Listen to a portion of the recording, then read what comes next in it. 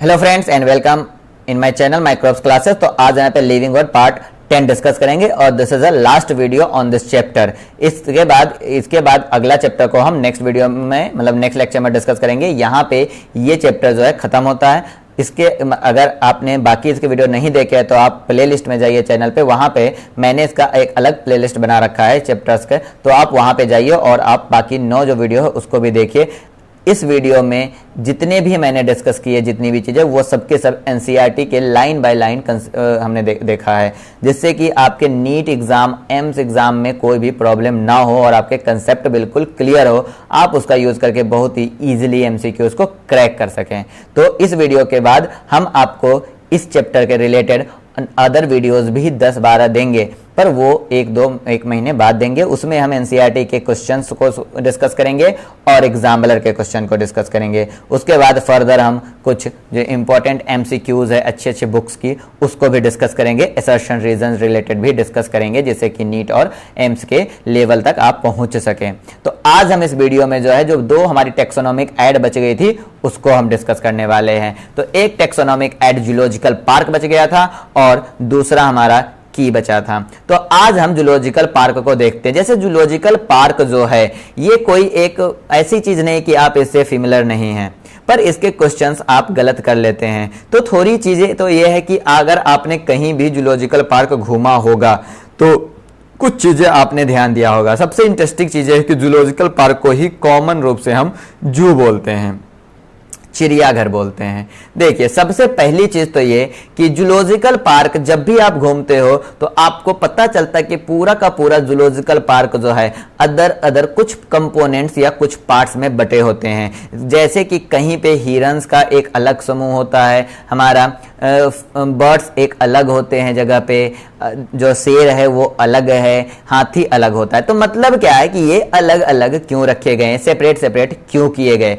इन्हें अगर एक साथ रख दिया जाए तो क्या होगा। तो सबसे पहला है कि every animals is present in the environment, या अगर हम नेचर में एनिमल्स की बात करें तो हर एनिमल्स का हैबिट और हैबिटेट दोनों डिफरेंट है। जैसे आप घर में रहते हो तो आपके चारों तरफ की हैबिट और हैबिटेट अलग है, आपका चारों तरफ का जो क्या कहते हैं उसे नेचुरल हैबिटेट है वो डिफरेंट है। सेम एनिमल्स भी अपना अपना हैबिट और हैबिटेट डिफरेंट रखता है। तो इसीलिए हम जूलॉजिकल पार्क को उसके नेचुरल हैबिटेट को मेंटेन करके उस एनिमल्स को रखते हैं। अब क्वेश्चन आता है कि हम नेचुरल हैबिटेट को मेंटेन क्यों करते हैं। तो नेचुरल हैबिटेट को मेंटेन करने का रीजन ये है कि every animal shows it's animal behaviour या फूड हैबिटेट, या कोई भी नेचर एनिमल तभी शोज करेगा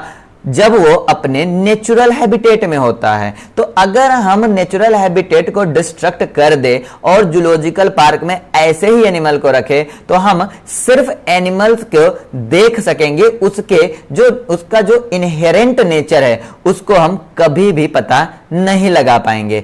इसलिए पूरे के पूरे जूलॉजिकल पार्क को अदर सेपरेट पार्ट्स में बांट दिया जाता है। तो जूलॉजिकल पार्क को हम कैसे क्लासिफाइड कर सकते हैं, मतलब कैसे डिस्क्राइब कर सकते हैं। तो एक ऐसा प्लेस जहां पे वाइल्ड एनिमल्स को रखें in the protected area, protected environment क्या है, प्रोटेक्शन में होना चाहिए, लेकिन उसमें ह्यूमन केयर भी हो।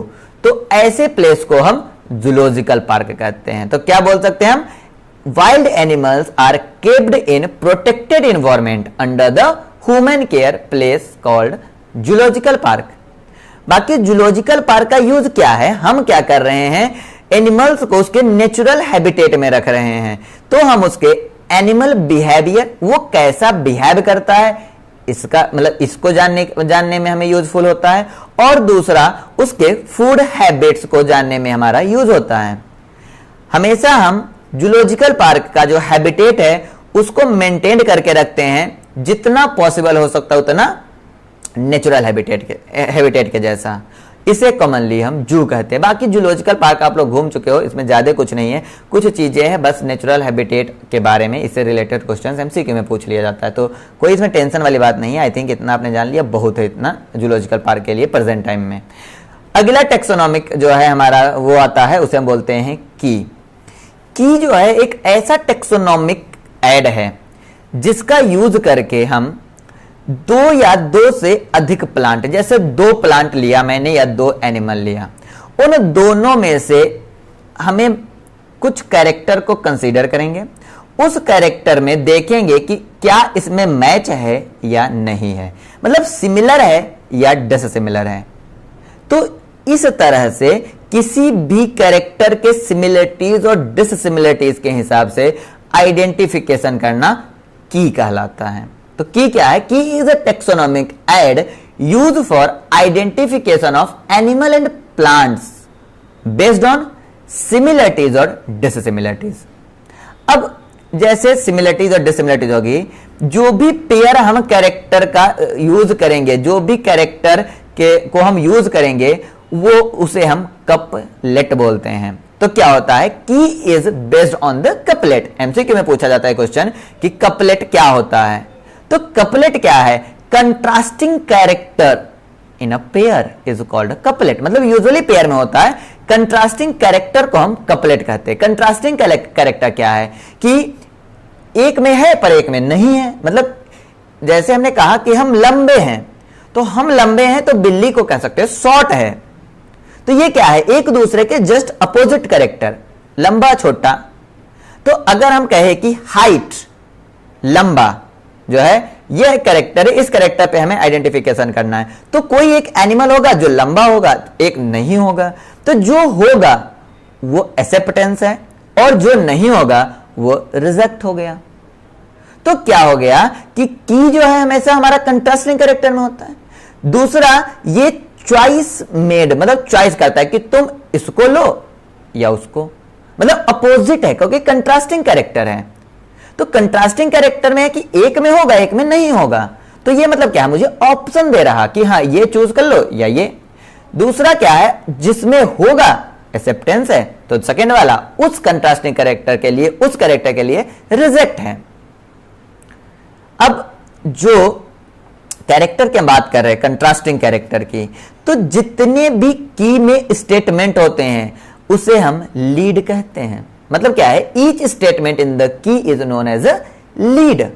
डिफिनीशन पूछ लिया जाता है, एमसीक्यू में क्वेश्चन बहुत बार पूछा जाता है कि लीड क्या है?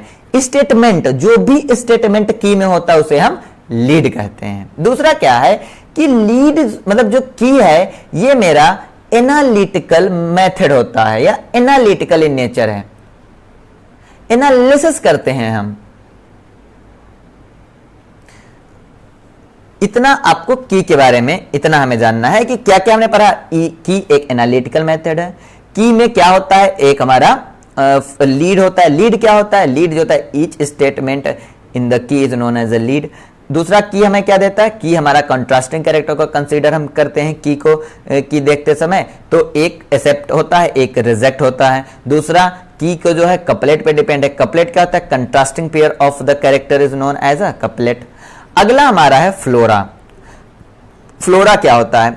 किसी भी पर्टिकुलर एरिया में जो प्लांट है उसके हैबिटेट और डिस्ट्रीब्यूशन को अगर एक बुक में लिख दे तो वो पूरा बुक जो है उस पर्टिकुलर मतलब उसका क्या कहते हैं प्लांट का फ्लोरा कहलाता है। तो क्या होता है? Actual amount of a habitat and distribution of the species in the of a given area is called a flora. यहीं पे प्लांट की जगह अगर हम एनिमल यूज कर ले तो उसे हम फौना कहेंगे। बहुत बार आपने नाम सुना होगा फ्लोरा एंड फौना। डिफरेंस क्या है? फ्लोरा एक पर्टिकुलर एरिया में प्लांट की इंफॉर्मेशन रखता है और अगर उसी पर्टिकुलर एरिया में एनिमल की इंफॉर्मेशन कहे तो वो फौना कहलाता है। तो क्या हो गया हमारा? Actual account of habitat and distribution of the animal of a given area called the fauna. इसके अलावा मैनुअल आता है। एक मैनुअल क्या होता है कि किसी भी स्पीसीज के नेम को आइडेंटिफाई करने के लिए जो इंफॉर्मेशन एक पास कलेक्टेड है उसे हम मैनुअल कहते हैं। Provide the information for identification of name of species. इसके बाद आता है हमारा मोनोग्राफ। मोनोग्राफ किसी भी टेक्सॉन के इंफॉर्मेशन जो होती है उसे हम मोनोग्राफ कहते हैं। अगर एक टेक्सॉन का इंफॉर्मेशन तो मोनोग्राम कहते हैं। इसके अलावा हमारे पास जो है कुछ अनदर भी होते हैं, जैसे कैटलॉग्स होता है। तो कैटलॉग का मतलब होता है कि एक कैटेगराइज कर दे, एक हम लिस्ट बना ले, उसे कैटलॉग बोलेंगे। ये जितने भी हमने टेक्सोनॉमिक ऐड पढ़ा अभी तक, ये सारे के सारे करेक्ट आइडेंटिफिकेशन ऑफ प्लांट और एनिमल में यूज होता है। ये चैप्टर जो है शुरू हुआ था डाइवर्सिटी, मतलब लिविंग वर्ड में डाइवर्सिटी के ऊपर।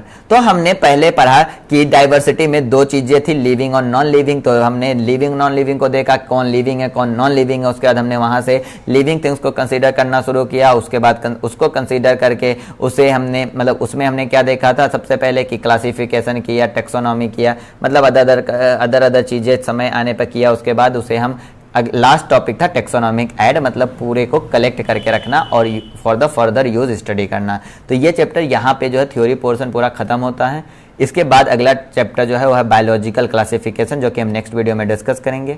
अगर आपने अभी तक वीडियो मेरे नहीं देखे तो आप सारे वीडियोस जरूर देख लीजिए, जिससे कि आपके ये चैप्टर कंप्लीट हो जाए। और बाद में हम इसके एनसीईआरटी और एग्जाम्पलर के भी क्वेश्चन डिस्कस करेंगे, उसमें आपको ये बहुत ही यूजफुल हो सकता है। बाकी नीट और एम्स के एग्जाम में भी बहुत से MCQs आते हैं इस चैप्टर से, तो इस चैप्टर को ध्यान से देखिएगा। बाकी मैंने पूरा चैप्टर PPT से बताया है, जिससे कि आप टाइम टू मतलब आप ऑन स्पॉट नोट्स बना सकें। Thank you for watching this video.